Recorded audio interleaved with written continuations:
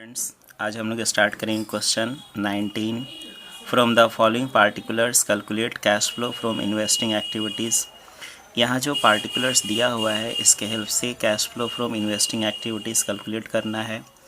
Investing activities में during the year यदि कोई फिक्स्ड एसेट्स परचेज और सेल हो रहा है, यदि कोई fixed assets land, building, plant, machinery, furniture, fixtures and fittings, investment, patent, motor car या और भी कोई सिमिलर नेचर का एसेट्स हो, उसको ड्यूरिंग द ईयर परचेज और सेल कर रहे हैं तो उससे रिलेटेड जो भी इनफ्लो और आउटफ्लो है उसको हम लोग इन्वेस्टिंग एक्टिविटीज़ में रिकॉर्ड करते हैं। स्टार्ट करते हैं। यहाँ पर 2 कॉलम्स बने हुए हैं। Land and building purchased 5 lakh, तो परचेज कर रहे हैं, ये परचेज ऑफ फिक्स्ड एसेट्स है, ये इन्वेस्टिंग एक्टिविटी में आएगा। क्या लिखेंगे? Land and building purchased. यदि हम लोग लैंड एंड बिल्डिंग परचेज कर रहे हैं तो उस केस में 5 लाख पे कर रहे होंगे तो क्या हो रहा होगा? आउटफ्लो इन्वेस्टिंग में। मशीनरी परचेज्ड वाला कॉलम में 3,40,000 मशीनरी परचेज्ड 3,40,000 परचेज कर रहे हैं मीन्स पेमेंट हो रहा होगा, पे कर रहे होंगे तो क्या हो रहा है? आउटफ्लो इन्वेस्टिंग एक्टिविटी में। सोल्ड वाला कॉलम है मशीनरी, सोल्ड 4,50,000, जब सेल किए तो उसके बदले में हमें कैश रिसीव हो रहा होगा, क्या हो रहा है? इनफ्लो, ये भी इन्वेस्टिंग एक्टिविटी में। Machinery sold 4,50,000 inflow investing activities में। इन्वेस्टमेंट परचेज्ड वाला कॉलम है 4,10,000, इन्वेस्टमेंट परचेज्ड, ये भी परचेज ऑफ फिक्स्ड एसेट्स है। परचेज कर रहे हैं मीन्स पे कर रहे होंगे इन्वेस्टिंग एक्टिविटी में। आउटफ्लो इन्वेस्टमेंट सोल्ड वाला कॉलम में है 1,50,000, सेल कर रहे हैं तो ये भी इन्वेस्टिंग एक्टिविटी में आएगा। इन्वेस्टमेंट सोल्ड 1,50,000, सेल कर रहे हैं, कैश रिसीव हो रहा होगा, इनफ्लो इन्वेस्टिंग एक्टिविटी में। इसके बाद पेटेंट सोल्ड वाला कॉलम है 60,000, पेटेंट सेल कर रहे हैं तो कैश रिसीव हो रहा होगा मीन्स इनफ्लो, ये sale of fixed assets investing activity में।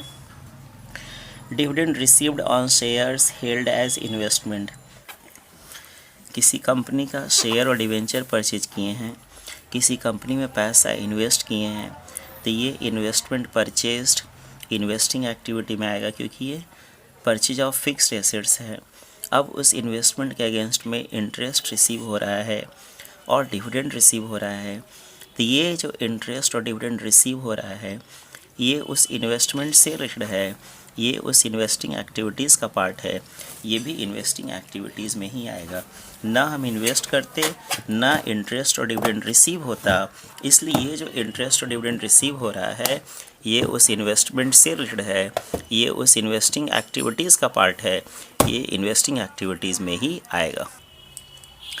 Dividend received on shares held as investment, तो ये जो डिविडेंड रिसीव हो रहा है ये उस इन्वेस्टमेंट से रिलेटेड है, ये इन्वेस्टिंग एक्टिविटीज़ का पार्ट है, ये भी इन्वेस्टिंग एक्टिविटीज़ में ही आएगा। क्या लिखेंगे? लिखेंगे डिविडेंड रिसीव्ड 10,000, तो क्या हुआ? ये इनफ्लो इन्वेस्टिंग एक्टिविटीज़ में। Interest received on debentures held as investment, हमने किसी कंपनी के डिवेंचर्स में इन्वेस्ट किया, उसके अगेंस्ट में 8,000 इंटरेस्ट रिसीव हो रहा है, ये भी उस इन्वेस्टमेंट से रिलेटेड है, ये भी इन्वेस्टिंग एक्टिविटीज़ का पार्ट है, ये भी इन्वेस्टिंग एक्टिविटीज़ में ही आएगा। Interest received 8,000 inflow. Next point है यहाँ पर dividend paid on equity share capital, यहाँ लिखा हुआ है last point dividend paid on equity share capital, company equity share issue कर रही है तो ये सोर्स ऑफ फाइनेंस है, इसके बदले में फाइनेंस अरेंज और रिसीव हो रहा है तो फाइनेंसिंग एक्टिविटी में।